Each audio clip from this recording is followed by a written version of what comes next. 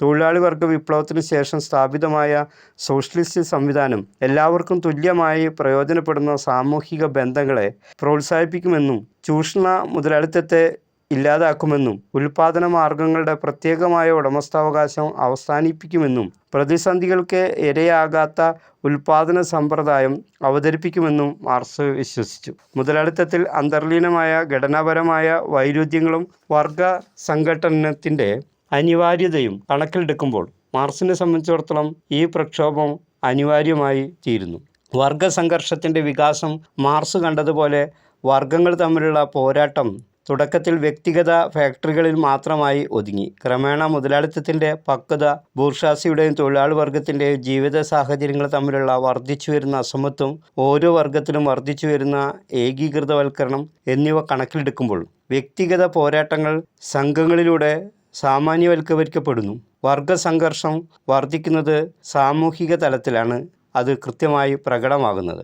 വർഗബോധം വർദ്ധിക്കുകയും പൊതു താൽപ്പര്യങ്ങളും നയങ്ങളും സംഘടിപ്പിക്കുകയും രാഷ്ട്രീയ അധികാരത്തിൻ്റെ ഉപയോഗവും പോരാട്ടവും സംഭവിക്കുകയും ചെയ്യുന്നു. വർഗങ്ങൾ രാഷ്ട്രീയ ശക്തികളായിട്ട് മാറുന്നു. രാഷ്ട്രീയ അധികാരത്തിൻ്റെ വിതരണം നിർണ്ണയിക്കുന്നത് ഉൽപാദനത്തിന്മേലുള്ള ശക്തിയാണ്. അതായത് മൂലധനം രാഷ്ട്രീയ അധികാരം നൽകുന്നു. പക്വതയുള്ള മുതലാളിത്ത സമൂഹത്തിൽ വർഗബന്ധങ്ങൾ രാഷ്ട്രീയമാണ് ഭരണത്തിൻ്റെ ഭൗതിക അടിത്തറ. ഭരണകൂടത്തിൻ്റെ ഉപയോഗത്തെയും അതിൻ്റെ വിതരണത്തെയും ന്യായീകരിക്കുന്ന ആശയങ്ങൾ ഭരണവർഗത്തിൻ്റെ ആശയങ്ങളാണ്. ഭൗതിക സാമൂഹിക സംസ്കാരം ഉൽപാദനത്തിൻ്റെ ബന്ധത്തെ, ഉൽപാദന മാർഗങ്ങളുടെ ഉടമസ്ഥാവകാശത്തെ ആശ്രയിച്ചിരിക്കുന്ന ഒരു സൂപ്പർ സ്ട്രക്ചർ മാത്രമാണ്. അവസാനമായി ക്ലാസുകൾ തമ്മിലുള്ള വിഭജനം വിശാലമാവുകയും ചൂഷണം ചെയ്യപ്പെടുന്ന തൊഴിലാളിയുടെ അവസ്ഥ മോശമാവുകയും സാമൂഹിക ഘടന തകരുകയും ചെയ്യും. വർഗസമരം ഒരു തൊഴിലാളി വർഗ വിപ്ലവമായി രൂപാന്തരപ്പെടുന്നു. തൊഴിലാളികളുടെ വിജയം ഉൽപാദന മാർഗങ്ങളുടെ പൊതു ഉടമസ്ഥാവകാശത്തിലൂടെ സ്വത്തിൽ വർഗവിഭജനത്തിൻ്റെ അടിസ്ഥാനം ഇല്ലാതാക്കും. വർഗങ്ങളുടെ അടിസ്ഥാനം തുടച്ചു കളഞ്ഞ് ഒരു വർഗരഹിത സമൂഹം പിന്തുടരും. തൊഴിലാളികൾക്കെതിരായ ബൂർഷ്വാസിയെ സംരക്ഷിക്കാനുള്ള രാഷ്ട്രീയ അധികാരം അനാവശ്യമായതിനാൽ രാഷ്ട്രീയ അധികാരവും ഭരണകൂടവും ഒഴിഞ്ഞുപോകും. മൊത്തത്തിൽ വർഗ സംഘടനത്തെക്കുറിച്ചുള്ള മാർക്സിൻ്റെ വീക്ഷണത്തിൽ 6 ഘടകങ്ങളാണ് പ്രധാനമായും ഉള്ളത്. ഉടമസ്ഥാവകാശത്തെ അടിസ്ഥാനമാക്കിയുള്ള അധികാര ബന്ധങ്ങളാണ് വർഗങ്ങൾ. പങ്കിട്ട ജീവിത സാഹചര്യങ്ങളുള്ള വ്യക്തികളുടെ സംഘങ്ങളെ ഒരു വർഗമെന്ന് നമുക്ക് നിർവചിക്കാം. വർഗങ്ങൾ അവരുടെ താല്പര്യങ്ങൾക്കനുസരിച്ച് സ്വാഭാവികമായും വിരുദ്ധമാണ്. ആധുനിക സമൂഹത്തിൽ ആസന്നമായത് 2 വിരുദ്ധ വർഗങ്ങളുടെ വളർച്ചയും അവരുടെ പോരാട്ടവുമാണ്. അത് ഒടുവിൽ എല്ലാ സാമൂഹിക ബന്ധങ്ങളെയും ഉൾക്കൊള്ളുന്നു. രാഷ്ട്രീയ സംഘടനയും അധികാരവും വർഗസമരത്തിൻ്റെ ഒരു ഉപകരണമാണ്. ആശയങ്ങൾ അതിൻ്റെ പ്രതിഫലനമാണ്. ഘടനാപരമായ മാറ്റം വർഗസമരത്തിൻ്റെ അനന്തര ഫലമാണ്. സാമൂഹ്യ മാറ്റത്തിൻ്റെ ചലനാത്മകതയെന്ന നിലയിൽ വർഗസംഘടനത്തിന് മാർക്സ് കൂടുതൽ ഊന്നൽ നൽകി. എന്നാൽ താൽപ്പര്യങ്ങളുടെ സംഘടനത്തിൻ്റെ ഫലമായിരുന്നു അധികാരത്തെ അടിസ്ഥാനമാക്കിയുള്ള സാമൂഹിക ബന്ധങ്ങളെക്കുറിച്ചുള്ള അദ്ദേഹത്തിൻ്റെ വീക്ഷണങ്ങൾ. മാർക്സ് മുന്നോട്ട് വെച്ച മറ്റൊരു പ്രധാനപ്പെട്ട ആശയമാണ് കമ്മ്യൂണിറ്റി ഫെറ്റിഷിസം. ഒരു ചരക്കിൻ്റെ അന്തർലീനമായ വിനിമയ മൂല്യം അത് ഉൽപ്പാദിപ്പിക്കുന്ന അധ്വാനത്തിന് തുല്യമാണെന്ന് മാർക്സ് തന്നെ വാദിച്ചപ്പോൾ ചരക്കുകളെ നാം വിലമതിക്കുകയും അനുഭവിക്കുകയും ചെയ്യുന്നുവെന്ന് അദ്ദേഹം തിരിച്ചറിഞ്ഞു. ചരക്കുകളെ മാനുഷികമോ അമാനുഷികമോ ഗുണങ്ങളോ ഉള്ളതായി സങ്കല്പിക്കുന്ന സ്വഭാവത്തെയാണ് അദ്ദേഹം ചരക്ക് ഫെറ്റിഷിസം എന്ന് വിളിച്ചത്. ചരക്ക് ഫെറ്റിഷിസം പല രൂപങ്ങൾ സ്വീകരിക്കുന്നു. അതിൻ്റെ ഏറ്റവും സാധാരണമായ മാർഗം നമ്മുടെ ഉടമസ്ഥതയിലുള്ള വസ്തുക്കളായ നമ്മുടെ വസ്ത്രധാരണം, പാദരക്ഷകൾ മുതലായവ നമ്മുടെ തന്നെ ഭാഗമായി തിരിച്ചറിയുക എന്നതാണ്. നമ്മുടെ തന്നെ സൃഷ്ടികളെ മാന്ത്രിക വസ്തുക്കളായി നിർവചിക്കുന്ന ഈ പ്രവണതയെ മാർക്സ് വളരെയധികം വിമർശിച്ചു. അതുപോലെ തന്നെ അദ്ദേഹത്തിൻ്റെ രചനകളിൽ എടുത്തു പറയേണ്ട ഒരാശയമാണ് അന്യവൽക്കരണം. ചരക്കുകളും മുതലാളിത്തവും വ്യാപകമായ അന്യവൽക്കരണത്തിലേക്ക് നയിച്ചതായും മാർക്സ് കണ്ടെത്തിയിരുന്നു. മുതലാളിത്തം വ്യവസ്ഥാപിതമായി 4 വ്യത്യസ്തവും എന്നാൽ അനുബന്ധവുമായ 4 വഴികളിലൂടെ നമ്മെ അകറ്റുന്നുവെന്ന വാദം അദ്ദേഹം മുന്നോട്ട് വച്ചു. അത് നമ്മുടെ അധ്വാനത്തിൻ്റെ ഉൽപ്പന്നങ്ങളിൽ നിന്ന്, അതായത് അതിൻ്റെ ഉടമസ്ഥാവകാശത്തിൽ നിന്ന്, തൊഴിൽ പ്രക്രിയയിൽ നിന്നും, നമ്മുടെ സഹമനുഷ്യരിൽ നിന്നും, നമ്മുടെ സ്വത്വത്തിൽ നിന്നും, നമ്മെ അന്യവൽക്കരിക്കുന്നു എന്നുള്ളതാണ്. ആധുനിക സമൂഹത്തെ അന്യവൽക്കരണത്തിൻ്റെ അടിസ്ഥാനത്തിലാണ് മാർക്സ് വിശേഷിപ്പിച്ചത്. അന്യവൽക്കരണം എന്നത് വ്യക്തിയെ അവൻ്റെ അല്ലെങ്കിൽ അവളുടെ സമൂഹത്തിൽ നിന്നോ ജോലിയിൽ നിന്നോ ആത്മബോധത്തിൽ നിന്നും ഒറ്റപ്പെടുത്തുകയും മോചനം നേടുകയും ചെയ്യുന്ന അവസ്ഥയെ സൂചിപ്പിക്കുന്നു. 4 പ്രത്യേകതരം അന്യവൽക്കരണത്തെക്കുറിച്ച് മാർക്സ് പ്രതിപാദിക്കുന്നുണ്ട്. ഒരാളുടെ അധ്വാനത്തിൻ്റെ ഉൽപ്പന്നത്തിൽ നിന്നുള്ള അന്യവൽക്കരണം. ഒരു വ്യാവസായിക തൊഴിലാളിക്ക് താൻ അധ്വാനിക്കുന്ന ഉൽപ്പന്നവുമായി ബന്ധപ്പെടാൻ അവസരമില്ല. ഒരു തൊഴിലാളി താൻ എന്ത് ഉൽപ്പന്നമാണ് സംഭാവന ചെയ്യുന്നത് എന്ന് അറിയുകയോ അതിനുവേണ്ടി ശ്രമിക്കുകയോ ചെയ്യില്ല. ഫോർഡ് കമ്പനിയിലെ അസംബ്ലി ലൈനിലെ ഒരു തൊഴിലാളിക്ക് കാറിൻ്റെ ബാക്കി ഭാഗങ്ങൾ കാണാതെ ദിവസം മുഴുവൻ കാറിൻ്റെ വാതിലുകളിൽ ജനാലകൾ സ്ഥാപിക്കാൻ കഴിയും. ഒരാളുടെ അധ്വാന പ്രക്രിയയിൽ നിന്ന് അകന്നുപോകൽ. ഒരു തൊഴിലാളി അവരുടെ ജോലിയുടെ അവസ്ഥയെ നിയന്ത്രിക്കുന്നില്ല, കാരണം അവർക്ക് ഉൽപ്പാദന മാർഗങ്ങൾ സ്വന്തമല്ല. എല്ലാം തീരുമാനിക്കുന്നത് ഉടമകളാണ്. തുടർന്ന് തൊഴിലാളികൾക്ക് ഉത്തരവുകൾ അല്ലെങ്കിൽ നിർദ്ദേശങ്ങൾ ലഭിക്കുക മാത്രമാണ് ചെയ്യുന്നത്. മറ്റുള്ളവരിൽ നിന്ന് അകറ്റുക. സഹകരിക്കുന്നതിന് പകരം തൊഴിലാളികൾ മത്സരിക്കുന്നു. സമയ ശ്രമങ്ങൾ, ബോണസുകൾ, തൊഴിൽ സുരക്ഷ എന്നിവയ്ക്കായി ജീവനക്കാർ മത്സരിക്കുന്നു. ഒരു ജോലിക്കാരൻ രാത്രി വീട്ടിലേക്ക് പോകുമ്പോഴും മത്സരം അവസാനിക്കുന്നില്ല. ഒരാളുടെ സ്വയം അകൽച്ച. വ്യാവസായികവൽക്കരണത്തിൻ്റെ അന്തിമ ഫലം ഒരു തൊഴിലാളിയും തൊഴിലും തമ്മിലുള്ള ബന്ധം നഷ്ടപ്പെടുന്നതാണ്. ഒരു തൊഴിലാളിയെ അധ്വാനവുമായി ബന്ധിപ്പിക്കുന്ന യാതൊന്നും ഇല്ലാത്തതിനാൽ സ്വയബോധം ഉണ്ടാവുന്നില്ല. മൊത്തത്തിലെടുത്താൽ ആധുനിക സമൂഹത്തിൽ അന്യവൽക്കരണം എന്നതിനർത്ഥം ഒരു വ്യക്തിക്ക് തൻ്റെ ജീവിതത്തിൽ യാതൊരു നിയന്ത്രണവുമില്ല എന്നതാണ്. അതായത് ഒരു തൊഴിലാളിക്ക് തൻ്റെ അധ്വാന ഫലമായി ഉണ്ടാകുന്ന ഉൽപ്പന്നത്തിൻ്റെ മേൽ യാതൊരുവിധ അവകാശമുണ്ടായിരിക്കില്ല. ആ വസ്തു കൈവശം വയ്ക്കാനും ക്രയവിക്രയം നടത്താനും ലാഭം കൈവരുത്താനുമുള്ള അവകാശം മുതലാളിക്ക് ലഭിക്കുന്നു.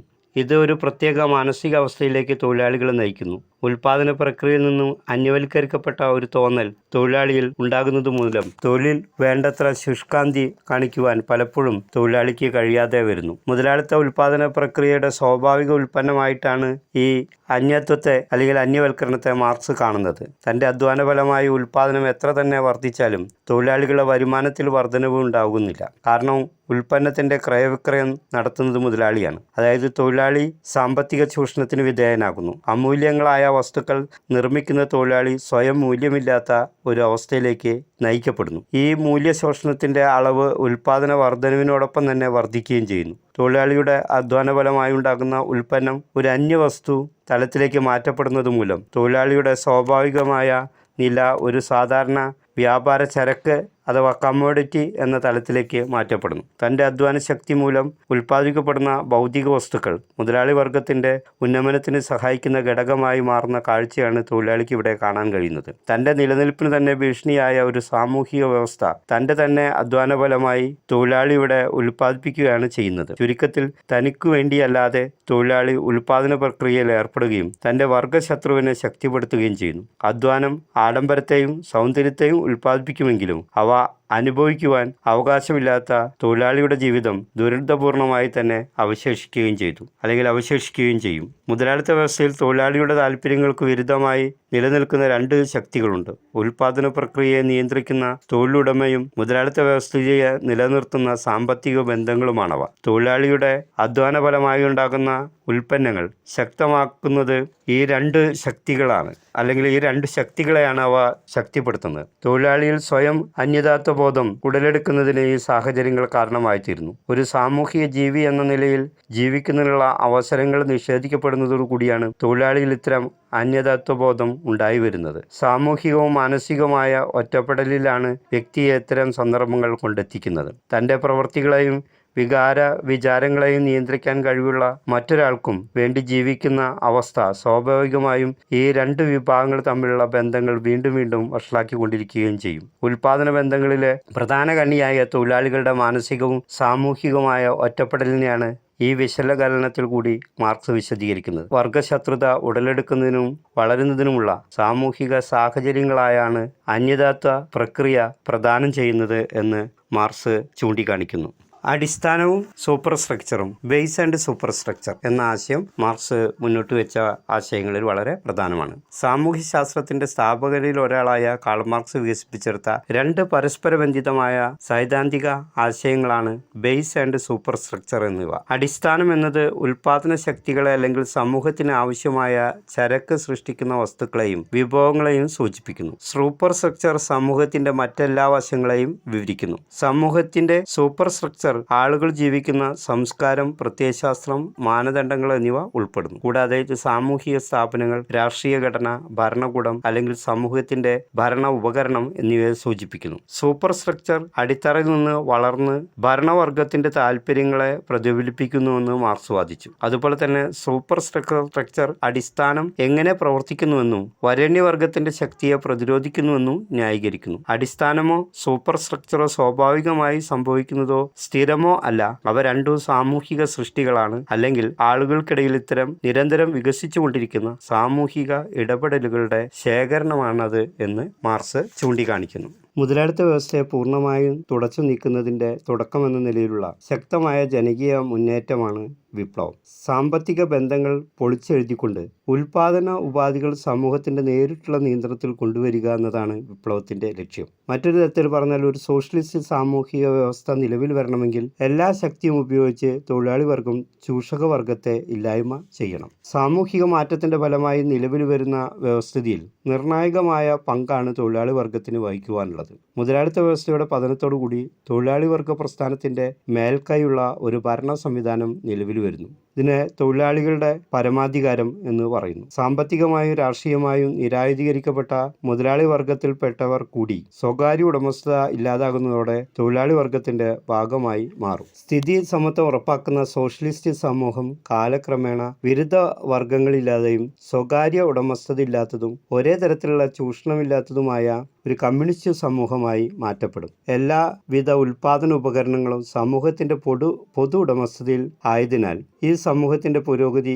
അതിലെ അംഗങ്ങളുടെ യോജിച്ച കൂട്ടായുധമായ പ്രവർത്തനത്തെ ആശ്രയിച്ചാണ് ഇരിക്കുന്നത്. അത്തരമൊരു സമൂഹത്തെ നമുക്ക് കമ്മ്യൂണിസ്റ്റ് സമൂഹം എന്ന് വിളിക്കാമെന്നും മാർക്സ് ചൂണ്ടിക്കാണിക്കുന്നു. അപ്പോൾ ഒരു സ്ഥിതി സമത്വ അധിഷ്ഠിത കമ്മ്യൂണിസ്റ്റ് സൊസൈറ്റി, ഒരു ഇഗാലിറ്റേറിയൻ സൊസൈറ്റി അഥവാ കമ്മ്യൂണിസ്റ്റ് സൊസൈറ്റിയുടെ രൂപീകരണമാണ് ആത്യന്തികമായി നമ്മുടെ ലക്ഷ്യമെന്ന് മാർക്സ് വാദിച്ചു. മാർക്സിൻ്റെ ഇത്തരം വീക്ഷണങ്ങളുടെ വിശകലനത്തിലൂടെ നമ്മുടെ മൂന്നാമത്തെ മൊഡ്യൂൾ പൂർത്തിയാവുകയാണ്.